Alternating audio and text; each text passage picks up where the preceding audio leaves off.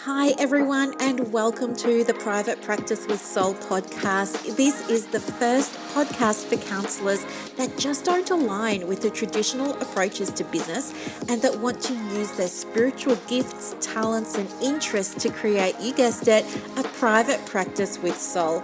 So, look, leave it to me to provide you with everything you need, including strategies that you can use to increase your income, reduce your workload, and of course, increase inquiries and referrals to your beautiful soul-led private practice. I love it so much. If you haven't done it already, grab your journal, grab your pen, and let's begin. Good morning, everybody. Happy Saturday. Happy weekend.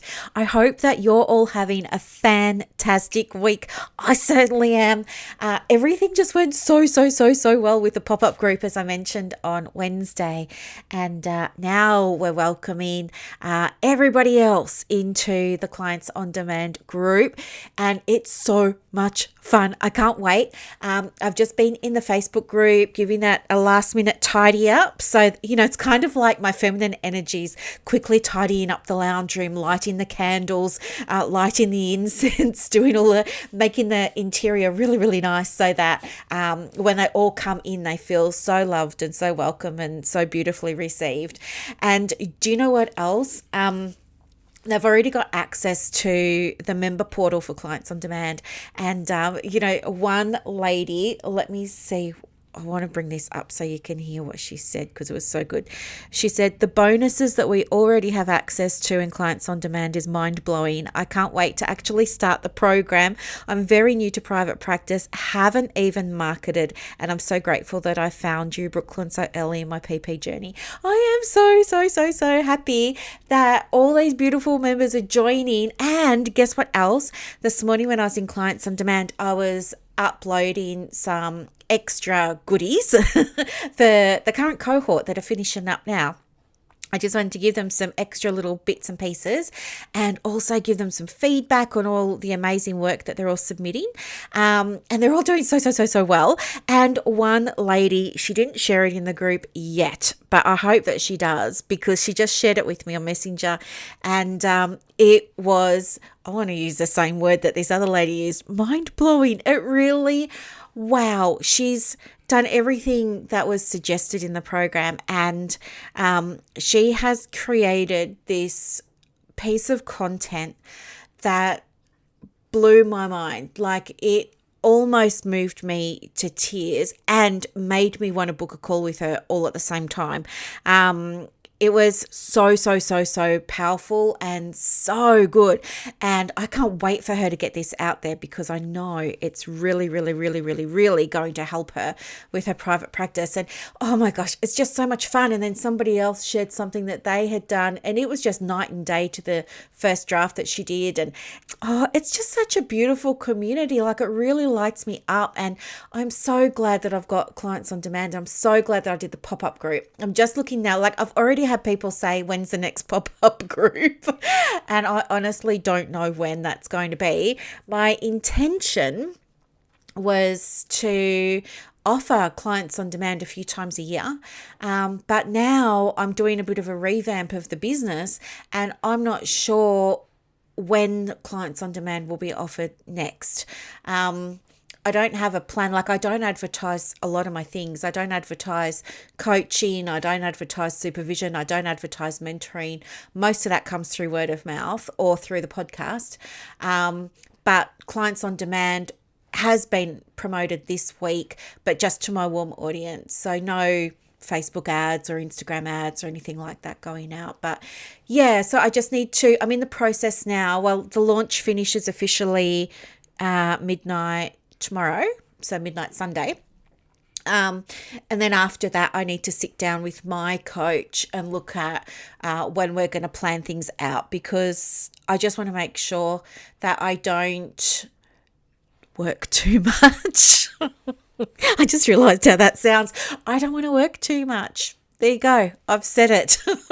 So I want to figure out the best way for me to work and what those, what the Clients on Demand launch will look like in future and all that sort of fun stuff. But it has just been so much fun. And do you know what? Like in the past, I was always nervous about launching because I tried to launch things before and I'd never done it well because I never actually knew what I was doing.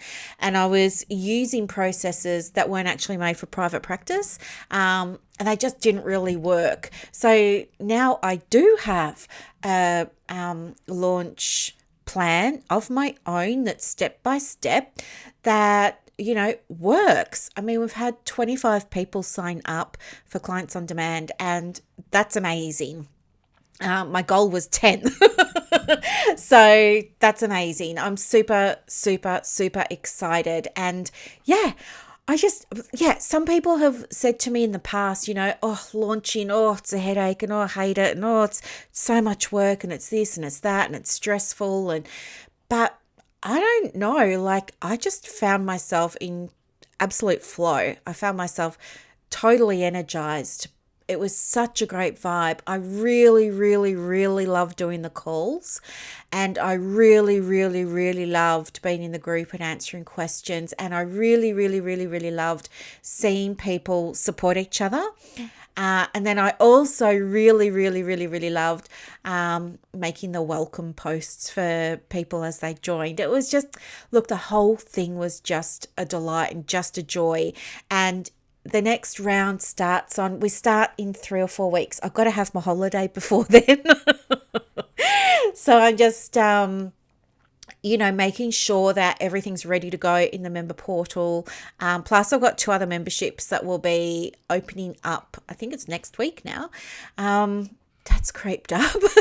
They open up next week. One of those memberships, I think you get access to everything straight away. The other one, the access comes, I can't remember if it's week by week or month by month, because it's more in depth. So I didn't want people to be overwhelmed by going, oh my gosh, I've got access to everything and just, pick and mixing. Is that what you call it? Like just, taking what looks good in the moment. And I wanted people to actually take the steps so they know what they're doing rather than jumping ahead to the advanced section before they had the basics in place and then wondering why the advanced section isn't working for them. So that's why that one's drip fed. But yeah, anyway, just so much fun. But the other thing that's been so much fun is I had a few requests this week for podcast topics.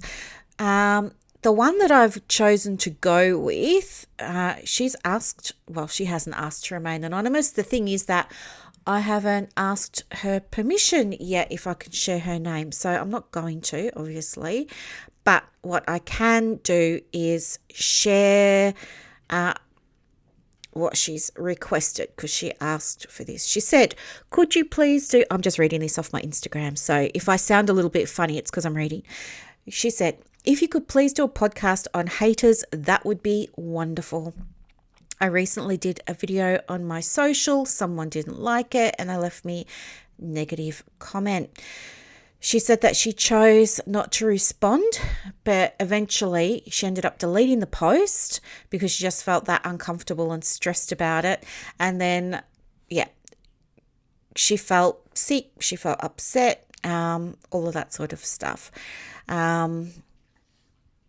Anyway, so I thought, okay, this probably takes priority, especially because in Clients on Demand, we're all about learning how to market your practice in a way that feels safe and that feels good for you. So this request came at a really, really good time. So let's address it. So I wanted to call today's post How to Be Invincible, despite haters. So I want to teach you how you can feel safe to share posts on your social media. It doesn't have to be social media though. It could be something on your website or in an email.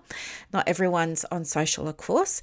And do it in a way that you don't have to worry about anybody saying something horrible, mean, nasty, negative, whatever.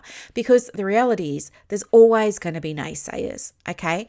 That's just it. When I was studying statistics at university, which I don't remember very much of, apart from manovers, anovers, SPSS.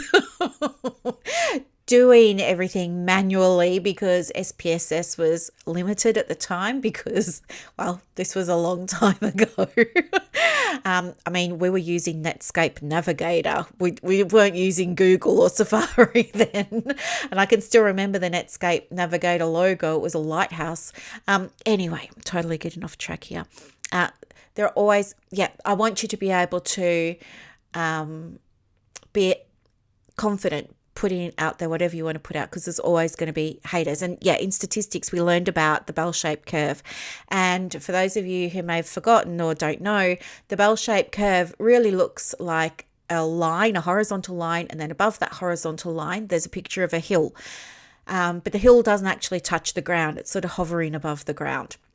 And anyway, if you look at the left part of the hill that's close to the ground, that's like 5% of people or 10% of people, depending on what format you're using. And the same for the other side of the hill.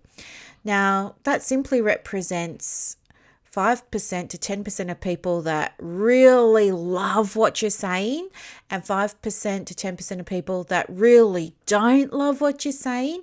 But you know what? The big part of the hill, most of the hill, 90% of the hill, don't care either way. They could take it or leave it. All right. So think about this. When you've got, 80 or 90% of people really sort of not caring one way or another, and you've got another 5% that absolutely love what you do, that's 95% kind of in your favor, right? But there's still going to be this 5% over there, and there always will be, because in science, in maths, those two tails of the hill will never, ever, ever, ever, ever touch the ground. So there's always going to be people that don't like us, don't like our vibe, don't like our stuff. And do you know what? Sometimes those people are going to be vocal about it. And do you know what? That's life. And there is nothing that we can do about those people's behaviors, because, as we share with our clients, that's not within our control. What's within our control, though, from a spiritual perspective, is the meaning that you and I attribute to those negative comments that come through. Because here's the thing, maybe there's 50 of us all in a room and somebody says the same negative thing to each one of us. We'll probably all have very different responses. Some people might be reduced to tears. Some of us will laugh it off. Some of us won't care either way. So why is that? Well, the reason why is because we are attributing a meaning to the words that that person is saying to us. And if we use that framework of the masculine and the feminine energy, we can safely attribute this to wounded feminine most of the time. Wounded feminine meaning there's something in us that we already may believe to be true. It's not a great thing, but we may already believe it to be true. And for that reason, we struggle to be visible. And then when we put ourselves out there, the worst fear happens, somebody leaves a negative comment, and then we revert and we go back to our shell. We shut down, we go back to hiding. Now, what I want to share with you is what I learned, because as my practice grew bigger, I had to get better at dealing with people who wanted to challenge my approach to private practice, who wanted to challenge me for speaking about the role of spirituality. I don't believe it's just mind and body. I believe it's mind, body, and spirit. And I have said that for years now, but it's not always gone over very well with people who have a very scientific mindset. And sometimes there are people that, there's this thing called the Dunning-Kruger effect. And if you haven't heard of that, the Dunning-Kruger effect simply means people who have a little bit of knowledge about something overestimate their knowledge, and they're super duper confident. And so they act from that place of having a little bit of knowledge and acting super, super confident. Whereas other people who have more knowledge start to realize how much they didn't know and how much there still is to learn. And their confidence starts to dip down a little bit until it starts to come up with the learning curve. So one of the things that happens is when people leave a negative comment, it's often because of a Dunning-Kruger effect. They might have a little bit of knowledge about something that you're talking about, in my case, spirituality, but they don't know enough about it. And so based on the little bit of knowledge they have, they think that's enough, and that warrants them the ability to share their views, etc., that may not be nice and that may not be accurate or true. So understand that happens. Understand also that hurt people hurt people. Understand that it's not always about you. It's happened to you, but it's not always about you. It's very, very possible that whatever you shared triggered something in the person that read your post, watched your video, clicked on your email, whatever it was. And this was what happened for me.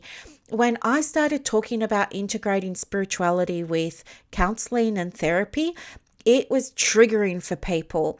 And, it was so triggering that there were two peers at the time of mine, people that I respected, that chose to openly, well, you've heard this before, bully me and stuff like this, right? It was disgusting behavior. However, what I know to be true now, and other people jumped on the bandwagon, right? Because those two people were considered like quite powerful in the industry at the time. And so, other people sort of followed their lead and were not saying very nice things on some of my posts. But what I know to be true now that I didn't realize or appreciate then was that my posting about, yes, you can actually do this and you can actually get outcomes and you can actually feel different and you can actually have the change and you can actually create a private practice with soul, triggered within them anger that they had pursued a clinical model, that they had been working in a medical model when there was something that was more aligned for them out there, and they felt like they weren't allowed, in inverted commas, to do it. And yet here was little old me going, of course you can do it. Like, who's going to stop you? And don't you have, anyway, so all of this sort of stuff came up. So it was other people wanting to do what I was doing, but feeling like they were restricted and they couldn't, actually resulted in them saying mean things. I didn't get that at the time. I wasn't thinking about them at the time. I was just, thinking, woe is me. Everybody hates me. No one likes me. Maybe I should stop doing what I'm doing. Anyway, I know now after some time, those people are now in my circles and we all get along famously. But that's what they've shared with me, that they were just like confused about how could I be doing it. And so because what I was doing was flying in the face of their beliefs about what a counsellor should do, shouldn't do, what a private practice owner should do, shouldn't do, what was scientific, what wasn't, do you know what I mean? Because it was just polarizing for them. They felt like they needed to attack, right? And that's what happens when people get anxious. Some people want to fight, and they do that by attacking and being nasty and leaving mean comments. Other people just go silent and they're just going to watch. And there were those people as well, some of which are now in my inner circles. But they just kind of stood back and watched the whole thing unfold. And they were like, oh, I'm not going to get involved in this. And I just watched it because they wanted to be able to do what I was doing, but they were scared and they could see what was happening to me. But instead of jumping in and helping or saying anything like that, they were scared. And so they stood back and watched. And then there were other people that just left. They were just like, oh, I'm out of here. I'm not doing this. I'm not whatever. It was just too much for them. So they left. So I would love for you to kind of take a moment when you get those negative comments to think also that this is not about you. It's about something that you've shared that's triggered something within them. Okay? And that's not necessarily a bad thing. It's good in a way because it's showing them what's possible. And isn't that what we want to do as therapists? Show people what's possible. So there's that. And then, I just want to turn this around again and look at it from yet another perspective. And that is, what is this person triggering in you that you already believe to be true? So by that, I'm just wondering if you feel like, sharing something might not be safe, or nobody's going to believe you. Nobody's going to want to follow you. No one's going to want to do this. People are going to disagree with you. What about if you have a thought that says, I'm not an authority. I'm not an expert on anxiety. I'm not an expert on parenting. If I share this, people will call me out on it. And, it's that whole imposter syndrome mindset. And then let's say it happens and somebody does leave a negative comment, straight away you're going to say, oh, I knew that was going to happen, and da da da da da. So I want you to look at this in terms of, okay, I'm having this initial response. I feel uncomfortable. I want to cry. I want to hide. I want to delete the post. But I want you to allow yourself, when you're ready, to look at what has this person possibly triggered that needs to be healed within you. And that's something that you can take to your private practice coach. That's something that you can take to your own counsellor or therapist, because it will be impacting on you and how you show up in the business in future. Okay, so there's those things. The quickest way to build an audience is with a polarizing post. Trust me, it happened to me, back when, and I still do polarizing posts today. The thing that helps me do those polarizing posts is my conviction. It's my integrity in what I believe in, and it's my willingness not to compromise my beliefs to satisfy one person who might disagree. It's more important to me to believe in what I'm doing, saying, sharing, giving, offering, whatever, and trust that it's helping the 95%. And I'm not going to get too caught up on the 5%. Okay. The other thing the other thing I want to ask you is, maybe it's a case of this person leaving the negative content is the universe giving you a lesson. And maybe you could take out your pen and paper when you're ready and just ask, what's the lesson here? And another aspect is, remember the 4 levels of consciousness? We've got to me, by me, through me, as me. I want you to look at that framework that we've discussed in previous episodes, and I want you to identify which level of consciousness are you currently operating at. Are you in victim mode, saying, oh, this is horrible that this happened to me, woe is me, poor me, I need to lick my wounds in the corner somewhere, I want to hide under the doona and not come out? Are you in that level of consciousness? Or if so, what do you need to do to raise yourself up to the next level of consciousness, which is by me? And to do that, you need to move into, how was I responsible for this happening? Meaning, it's you taking responsibility. So you can say, how was I responsible for this happening? Or how am I being responsible for my reaction here, or my response to this? And allow yourself to see what comes through. And I don't mean say, well, I was responsible because I put out a post, but maybe you realize, well, yeah, I was likely to get a response like this because what I did write or share or say probably wasn't going to be well received by some people. Oh, I get it. Okay, so that's what's happened. Someone didn't receive it, that's all. And they've got a right to say that they didn't receive it, they didn't like it, or whatever, just like you have the right to say those things. I mean, you and I probably wouldn't go that far, but there's always someone who likes to do that, right? So maybe that new level of awareness helps you be responsible in a different way with posting in future or sharing in future or reacting to things in future. Maybe you see that you want to be responsible for your reaction by looking at what it's triggered for you and healing that. Do you know what I mean? And then once that work's done, move into the through me level of consciousness, which would be, what does energy, source energy, God energy, whatever it is that you want to work with, what does that energy tell you about what's just happened? What does that energy want you to know? What guidance does that energy give you? Because guess what? That's going to have nothing to do with ego, which means it's not going to be about your beliefs or your mindset. It's going to be about something that connects with you deeply at a soul level. So they're the things that I want you to know that can be very, very helpful in you learning how to deal with negativity, because it's going to happen. It happens to many of us.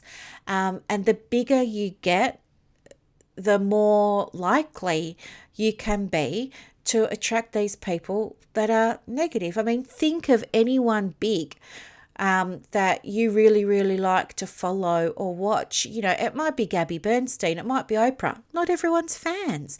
And there are people that go on websites and express their views on that. Not everyone's a fan of, you know, our old Prime Minister, Scott Morrison. Not everyone's a fan of the new one. It doesn't matter how big you are in your business, you're always going to have people that feel like, you know, from time to time, they want to say something that's not polite or that's not mean. But you don't let it get to you when you understand things like, it's triggering something in me. Great, thank you. I need to heal that so that the next time this happens, I don't feel like this. It's giving you a lesson. Oh, fantastic. Great. I can learn from this so that the next time this happens, I don't feel like this, or I don't have this type of reaction or response. Does that make sense? I hope so. I will share this podcast recording in the memberships and also in Clients on Demand, because I think it's so important. You need to have the ability to weather a storm, and you need to have support around you to be able to do that. And some of that is absolutely mindset. And yeah, this is part of why Private Practice with Soul came about, because I had been learning about private practice with following techniques and tools and all of that sort of jazz, but there was this bit that was missing for me, and that was not only mindset but the energy. You know, the energy, the energetics of the private practice, understanding about the masculine and the feminine, and being able to incorporate and harmonize strategy and process with who I was as a woman, who I was as a person, my creativity, working in flow, my ability to build relationships, all of those sorts of things, you know, working with the shadow archetypes. I all of that was missing for me, and that's why I created the Private Practice with Soul brand. You know, it's all about honoring, you know, in human terms we would call mind, body, spirit, but in business terms I want it to be business and spirit. It's got to be all of those things wrapped up into one, and that's how you create success in your business in a way that you define success for you. And that's also a big part of setting the foundations up correctly in the business, and that's what we do with Clients on Demand. So look, if you have been on the fence about joining Clients on Demand, I would love to help you find a way of making a decision either way that's going to work for you, whether that's joining now, starting later, whether that's joining later, starting later, whether it's joining now, starting now, or whether it's, you know, whatever you need. I'm happy to answer any questions that you might have. Some people were asking what the time commitment is, and I just want to share with you that it's an hour a week for the coaching calls, and they happen on Mondays at 1 o'clock Australian Eastern Standard Time. So that's Melbourne and Sydney time, which I understand is 9 a.m. I think 9 or 10 a.m. Western Australia time. And what else? Other than that, it's self-paced. You go through it at your own pace. You get new content every week over 8 weeks. And yeah, you can share your work. You get 24-hour support 7 days a week. All of that support is provided to you in the group. It's written support so that you've got records of everything. What else can I tell you? You're joining a really supportive group already with the first cohort that have already been through it. They're all still going to be there and they can't wait to meet you. Somebody else was saying, I don't have a private practice yet. I'm getting ready to start one. Should I wait until I've got it or should I do it now? And my advice would be get started now for the simple reason that it's going to set you up so that when you open the doors, you will have clients to see rather than making the mistake that some others have made, which is they quit their job and they open the business. And then they look for referrals, and they're often the people that you see scrambling for, clients and referrals and asking, what other directory should I be posting on or getting registered on? You don't want to be in that position because it costs you time, money, and energy, and it can absolutely be avoided. What else are people asking? Some other people were saying, well, I'm already in private practice, so will it work for me? And the answer is yes. Obviously, it's going to work if you're coachable, meaning if you implement the guidance that you're given, there's absolutely no reason why you can't start getting referrals. In fact, we had a mix in the last round of people who already had a practice and people who didn't.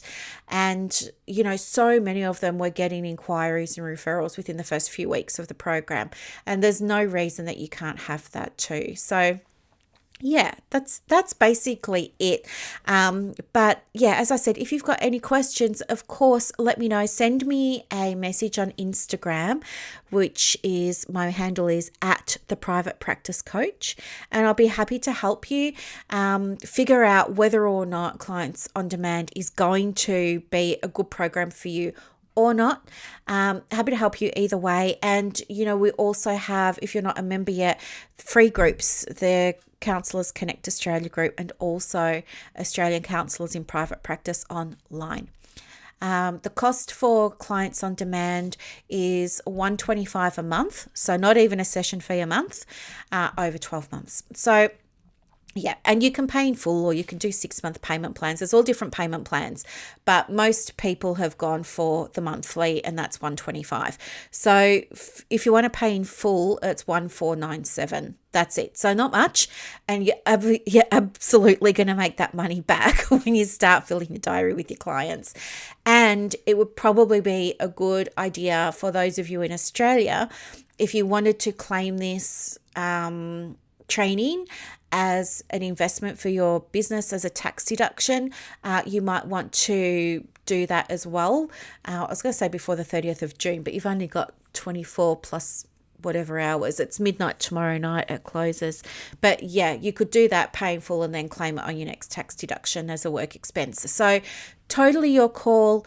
If you've got questions, let me know. Let's figure out whether or not this is something for you. I've got other things, but I want to make sure you get connected with the right help for where you are with your private practice at the moment.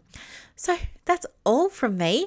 I hope this was a helpful episode. Let me know what you thought, and I will talk with you soon. Have a wonderful weekend, everyone. Bye. I hope that you loved this episode as much as I loved putting it together for you. To get more resources to help you in your private practice, head over to Instagram. My handle is @theprivatepracticecoach. And also, if you want more inquiries and referrals for your business, let me know. I have a program called Clients on Demand that opens every quarter, and I can absolutely get you some information for that as well. You are doing an amazing job. Thank you for sharing your gifts with the world. Bye.